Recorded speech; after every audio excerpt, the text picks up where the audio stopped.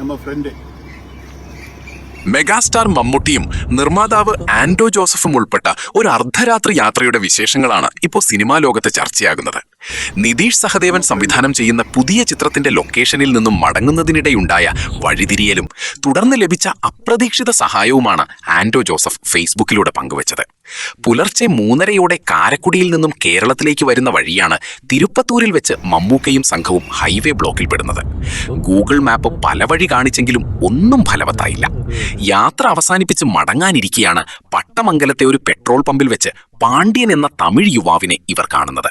കാറിലിരിക്കുന്നത് മമ്മൂട്ടിയാണെന്ന് തിരിച്ചറിഞ്ഞതോടെ പാണ്ഡ്യൻ ആവേശത്തിലാവുകയും എന്നെ ഫോളോ ചെയ്യൂ എന്ന് പറഞ്ഞ് സ്വന്തം ബൈക്കിൽ മുന്നിൽ നടക്കുകയായിരുന്നു.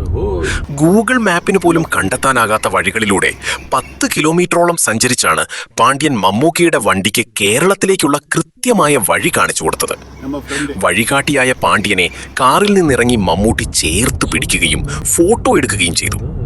മമ്മൂട്ടിയുടെ കാരുണ്യ പ്രവർത്തന സംഘടനയായ കെയർ ആൻഡ് ഷെയറുമായി ബന്ധപ്പെട്ട് പാണ്ഡ്യൻ ആവശ്യമായ എല്ലാ സഹായങ്ങളും നൽകുമെന്ന് രമേശ് പിഷാരടിയും ആൻഡോ ജോസഫും വ്യക്തമാക്കിയിട്ടുണ്ട്. തമിഴ്നാട്ടിലെ ഒരു സാധാരണക്കാരനായ ആരാധകന്റെ ഈ അതിരുകടന്ന സ്നേഹമാണ് ഇപ്പോൾ സോഷ്യൽ മീഡിയ ഹൃദയത്തിലേറ്റുന്നത്.